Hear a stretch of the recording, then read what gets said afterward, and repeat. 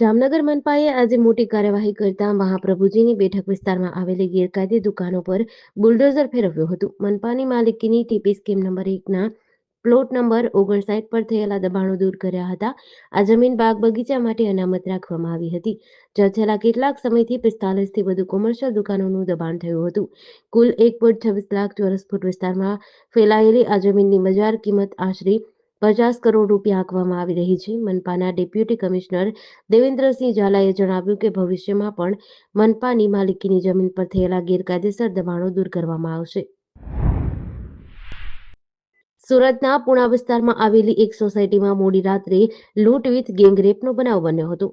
પોલીસે તાત્કાલિક ઘટના સ્થળે પહોંચી સીસીટીવીના આધારે તપાસ હાથ ધરી મુખ્ય આરોપીની ધરપકડ કરી છે, જ્યારે અન્યની શોધખોળ હજુ ચાલુ છે. રાત્રે 2 કલાકના સમયમાં હવસખોરોએ મહિલા પર 3 વાર દુષ્કર્મ ગુજાર્યું હતું, જેમાં મુખ્ય આરોપી દ્વારા 2 વાર હવસ સંતોષવામાં આવી હતી, જેથી મહિલાના પ્રાઇવેટ પાર્ટમાં ઈજાઓ થઈ છે.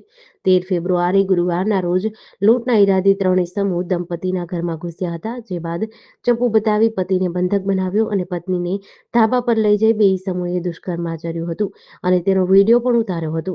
જતી વખતે ₹30,000 અને 2 બ્રેસલેટ પણ લૂંટી ગયા હતા. ભોગ બનનાર દંપતીના 3 વર્ષ પહેલા લગ્ન થયા હતા. આ વિસ્તારમાં કારખાનામાં જ નોકરી કરતા હોવાથી ભાડે મકાન રાખીને રહેતા હતા.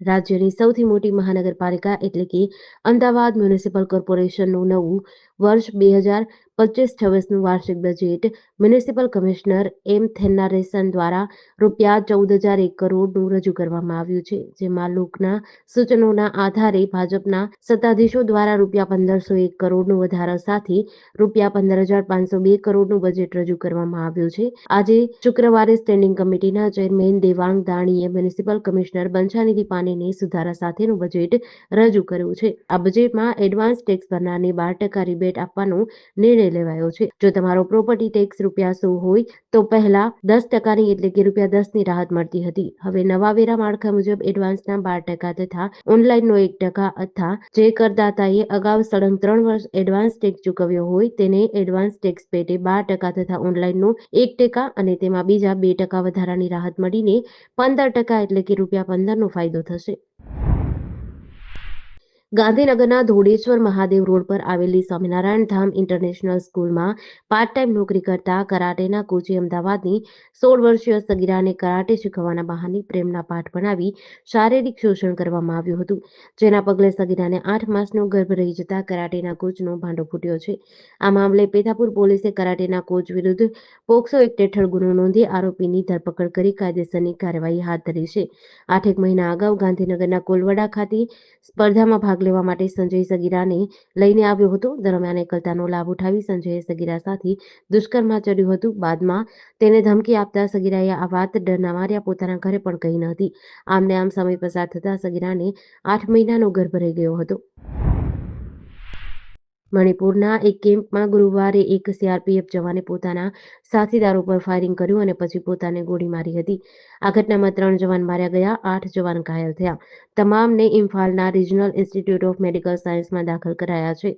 આ ઘટના ગુરુવારે રાત્રે લગભગ 8:30 વાગ્યાની આસપાસ ઇમ્ફાલ પશ્ચિમ જિલ્લાના લામફેલમાં સીઆરપીએફ કેમ્પમાં બની હતી. મીડિયા રિપોર્ટ્સ અનુસાર આરોપી હવાલદાર સંજય કુમારે પોતાની સર્વિસ રાઇફલથી ગોળીબાર કર્યો, જેમાં એક કોન્સ્ટેબલ અને એક સબ ઇન્સ્પેક્ટરનું ઘટના સ્થળે મોત થયું. આ પછી તેણે પોતાને ગોળી મારી દીધી, જેના કારણે તેનું મોત થયું. આરોપી સૈનિક સીઆરપીએફની 120મી બટાલિયનનો સભ્ય હતો.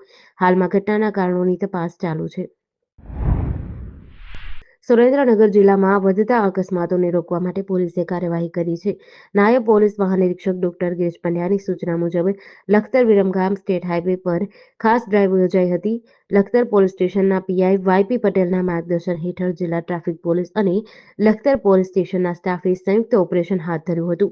આ દરમિયાન ઓવરલોડ ડમ્પરો, નંબર પ્લેટ વગરના વાહનો, તાડપત્રી વગરના ડમ્પરો તેમજ ડ્રાઇવિંગ લાયસન્સ અને અન્ય જરૂરી દસ્તાવેજો વગર ચાલતા ડમ્પરોને નિશાન બનાવવામાં આવ્યા હતા.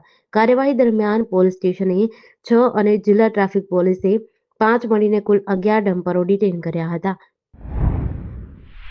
બોટાદ જિલ્લામાં અનૈતિક દેહ વ્યાપારના ગુનાઓને નાથવા માટે પોલીસે કડક કાર્યવાહી કરી છે. જિલ્લા પોલીસ વડા KF બડોલિયાના આદેશ અને ડીવાયએસપી મહર્ષિ રાવલના માર્ગદર્શન હેઠળ 3 આરોપીઓની પાસા હેઠળ અટકાયત કરવામાં આવી છે. બોટાદ ટાઉન પોલીસ સ્ટેશનના પીઆઈ SR ખરાડીએ દેહ વ્યાપારના ગુનામાં સંડોવાયેલા મનસુખભાઈ ઉર્ફે મુનાભાઈ કુકડિયા, અનિલભાઈ પરમાર અને વિનોદભાઈ તલસાણિયા વિરુદ્ધ અલગ અલગ પાસા એક્ટ હેઠળ દરખાસ્ત તૈયાર કરી હતી. જિલ્લા મેજિસ્ટ્રેટ જેનસી રોઈએ આ દરખાસ્તો મંજૂર કરી પાસા અટકાયત વોરંટ ઇસ્યુ કર્યા હતા. ત્યારબાદ બોટાદ LCBના પીઆઈ AG સોલંકી અને તેમની ટીમે ત્રણેય આરોપીઓની ધરપકડ કરી હતી. કંડલા સ્પેશિયલ ઇકોનોમિક ઝોનમાં શુક્રવારે સવારે મોટી દુર્ઘટના થઈ હતી. સેક્ટર 2માં આવેલી બાબુ ઇન્ટરનેશનલ અને એક્સપોલી નામની 2 કપડાં ફેક્ટરીમાં આગ લાગી હતી. યુનિફોર્મ સહિતના કપડાં બનાવતી આ ફેક્ટરીઓમાંથી એક કર્ણાટકના ઉદ્યોગપતિની માલિકીની છે. પ્રથમ એક ફેક્ટરીમાં શરૂ થયેલી આગે ધીમે ધીમે બીજી ફેક્ટરીને પણ ચપેટમાં લીધી હતી. આગની જાણ થતાં જ ખાનગી એકમના ફાયર ફાઇટરો અને મનપાના અગ્નિશમન વિભાગની ટીમો તાત્કાલિક દોડી ગઈ. આગને કારણે આસપાસના વિસ્તારમાં અફરાતફરી સર્જાઈ હતી. અગ્નિશમન વિભાગની ટીમ દ્વારા આગ પર કાબૂ મેળવવાની કામગીરી યુદ્ધના ધોરણે હાથ ધરાઈ હતી. આગ લાગવાના ચોક્કસ કારણની તપાસ હજુ ચાલુ છે. પ્રાથમિક અંદાજ મુજબ આગના કારણે લાખો રૂપિયાનું નુકસાન થયું છે. જોકે આ ઘટનામાં કોઈ જાનહાનિના સમાચાર નથી. વાંકાનેર નજીક આવેલા લુણસરિયા ગામના હનુમાન મંદિરમાં ગઈકાલે રાત્રે 2 થી 2:30 વાગ્યા દરમિયાન એક તસ્કરે ચોરી કરવાનું દૃષ્ટ કૃત્ય કર્યું છે. મોઢે બુકાની બાંધેલા તસ્કરે મંદિરમાં પ્રવેશ કરી હનુમાનજીની મૂર્તિ પરથી મુગટ અને ચાંદીની માળાની ચોરી કરી હતી. આ સમગ્ર ઘટના મંદિરના સીસીટીવીમાં કેદ થઈ છે. ગામના સરપંચે વાંકાનેર પોલીસને જાણ કરતા પોલીસે તપાસ શરૂ કરી છે.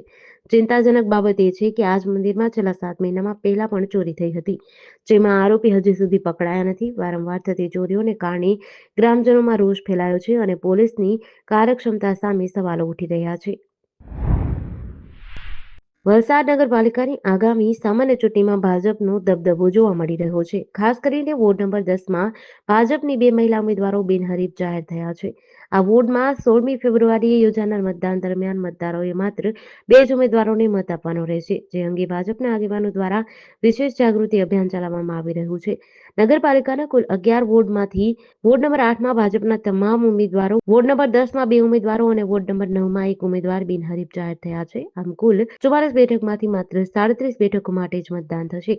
ભાજપના આગેવાનો ડોર ટુ ડોર પ્રચાર અને જાહેર સભાઓ દ્વારા મતદારોને 16 ફેબ્રુઆરીએ વધુમાં વધુ મતદાન કરવા માર્ગદર્શન આપી રહ્યા છે.